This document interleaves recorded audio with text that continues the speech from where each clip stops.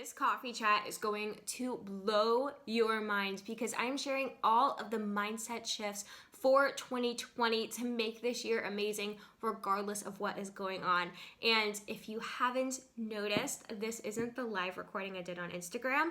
They deleted it before I could save it. So I am re-recording it, but giving you all of the same tips and hopefully saying all of the same things so you don't miss anything amazing. But this is also just your warning. Try to watch it live in case Instagram does this again.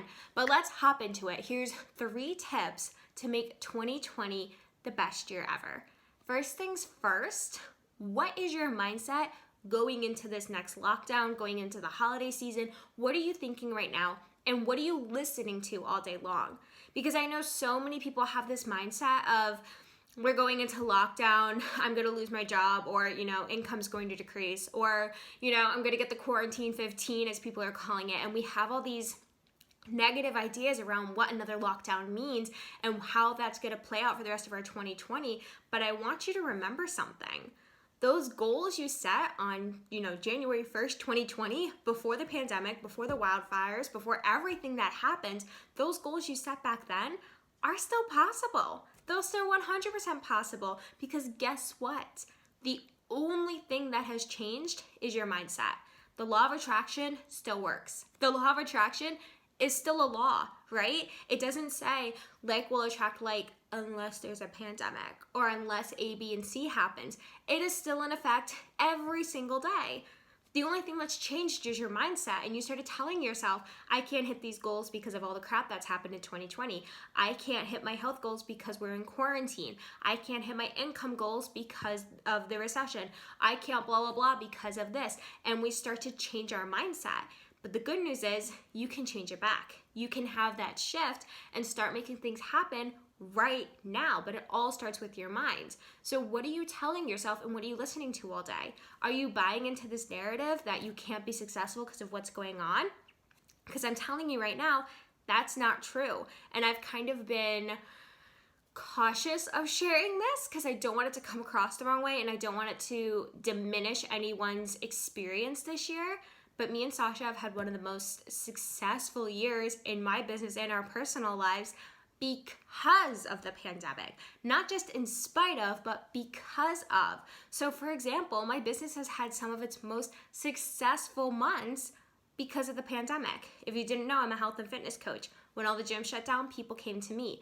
But I'm not successful just because that's the industry I'm in and it happened to work out that way, because there's other people in my industry who do the same exact thing as I do, and they've had their least successful year because they told themselves that nobody can afford to pay them because it's a pandemic. Nobody's looking for this right now because of everything's going on. When this all started back in March, I remember in our old department telling Sasha, this is going to be my most successful year ever. Everything's going to work out perfectly. Like, this is going to be great for business. And I started telling myself that it's going to work out. And that's why it did. And I also took action, which we'll talk about in a second, but it starts with your mindset. That's what gets the ball rolling. So do you believe that you can thrive in this pandemic? Do you believe that you can still make 2020 your year? If not, that's why it hasn't been your year. That's why things haven't been going your way. Switch your mindset. Start telling yourself, start affirming every day that it's going to be a kick-ass year and be amazing, and you are going to thrive because of the pandemic, and this is all going to work out for you. And start to visualize that. That's one of the tips I gave my one-on-one client before. It was a homework actually for her. Visualize every single day for 2 minutes a day, everything working out for you. Visualize for 2 minutes a day this pandemic being the best thing that ever happened to you. And I kind of led her through this little guided visualization of waking up in the morning and getting in a really great workout before you have to show up for your Zoom meeting, and making healthier meals because now she has more time, and starting a meditation practice because she's home and has more time, and spending more time with her dog and taking him for a walk, and doing all of these things that add to the quality of her life. And I know a lot of people I talk to, especially entrepreneurs, that's their goal, to be able to stay home every single day and not work a 9 to 5. You got that. We're all working from home right now, so make the most of it. So that's my first tip. Start affirming that this is going to be the best year ever, and start visualizing every single day how you are going to thrive, everything going on still. And then the second thing is start to create routines that are going to support you. And the reason so many people are struggling right now in 2020, or at least this is my theory, is that our brains crave routine. Our brains love the familiarity of having a routine every single day. And since we were little, we've had kind of this set routine of, you go to school from this time to this time, and then you come home and you do sports and blah, blah, blah. Or you go to college for this time to this time, or you go to your 9 to 5 from 9 to 5, and then you come home and you do this. And our brain really likes that routine because it's the same thing every single day and it's comfortable. And then we all started working from home, and we kind of had this freak out moment of, what do? I don't have a routine. So we went to whatever was comfortable, which was watching Netflix all day, which isn't bad in and of itself, but if you do it every single day, it can be self-sabotage, and we'll talk about that in the next tip. But come up with a routine so that way you can thrive during all of this. It's one thing to come up with affirmations and visualize and think about the life you want to create, but you also have to take action. And back to, the example of this being our best year ever, just business-wise and also personally, we bought a house. We didn't just think about it. I took action on it. We did things to support that. So I told myself it was going to be my best month in business. And then I started doing things to make that true. I started coming up with systems. I started creating courses. I started branching onto other things. So this could be my best year in business. But it all started with that thought of, this is going to be amazing for me. And then my brain started thinking of ways to make that happen. The same thing is true. If you tell yourself, this is going to suck and, it's going to affect my health so much and my income and everything else, your brain is going to make that true. If you tell yourself, I'm going to be my healthiest self, I'm going to have so much more creativity, I'm going to finally start that business I've been thinking about, or I'm going to excel at work because now I have more time at home, that will be true. It's whatever you think, and then start coming up with routines to support that. So now that you're working from home and you have more time, what can you start doing more of to make yourself feel good? Maybe you start a practice that every single day, first thing in the morning, you get a 30-minute workout in. Maybe you start a meditation practice. Maybe you commit to reading 10 pages of a book a day. Maybe you learn a new instrument. Maybe you teach yourself a new hobby. Like me, I started learning Procreate so I'm not bored at night when Sasha's at work. Start looking for ways that you can add in more routine to your life. And, visualize that as well when you do your visualization every morning. Visualize yourself going through routine and doing all of these habits that you're adding to your life so your brain feels comfortable because it knows what's coming for it.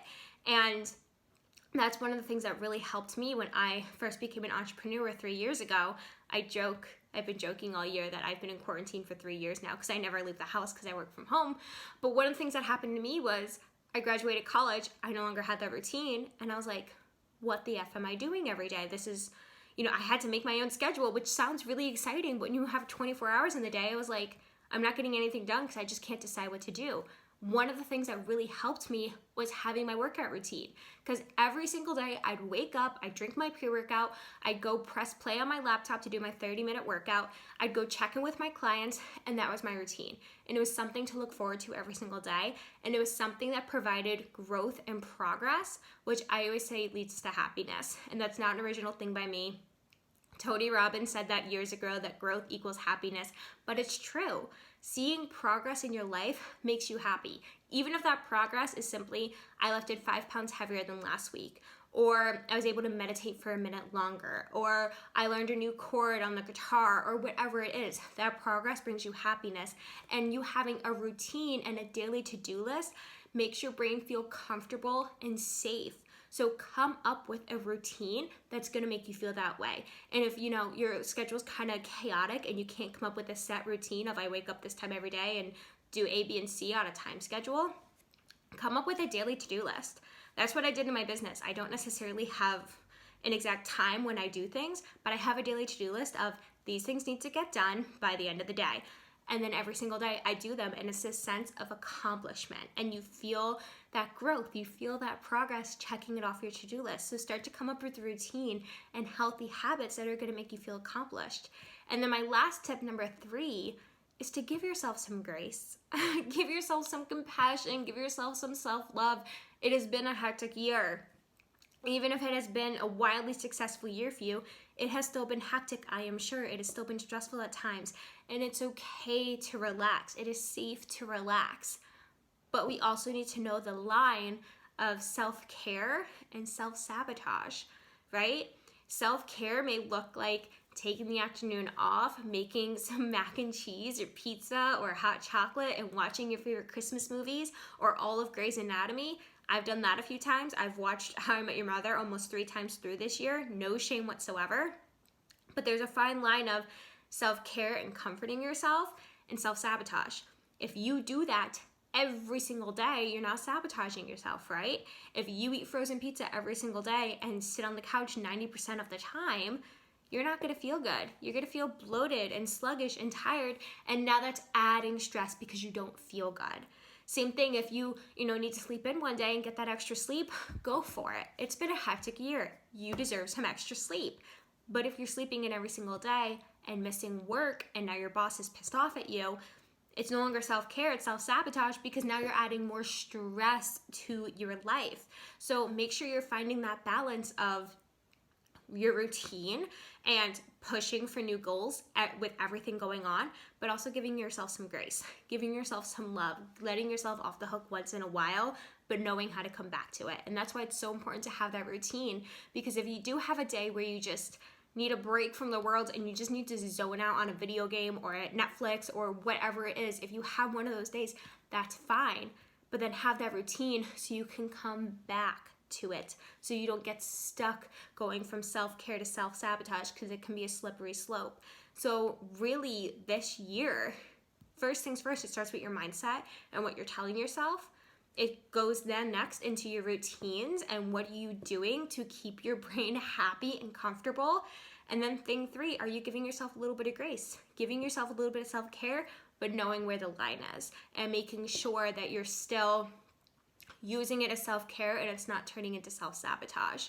So I hope this was helpful. If you ever have any questions or you want to chat more about this, my DMs are open. If you ever have a suggestion for a coffee chat, my DMs are always open. I love chatting with you on Tuesday mornings over on live on Instagram. Again, I know this isn't the live version. I had to re-record it because of Instagram, but most of the time it works out perfectly and I love doing this. And if you need a self-care coach, if you need someone to give you a little bit more support than what I provide free online, I do have spots open in my one-on-one package, and I would love to get to know you and help you create your own self-care routine and also help you through these mindset shifts so you can thrive and be wildly successful for the rest of the year into 2021, 2022, forever and always. So if you need a one-on-one coach, I am your girl, and I will see you next Tuesday live on Instagram at 11 a.m. Eastern to chat about more things while we enjoy some coffee through a straw so I don't mess up my lipstick. And I will see you there.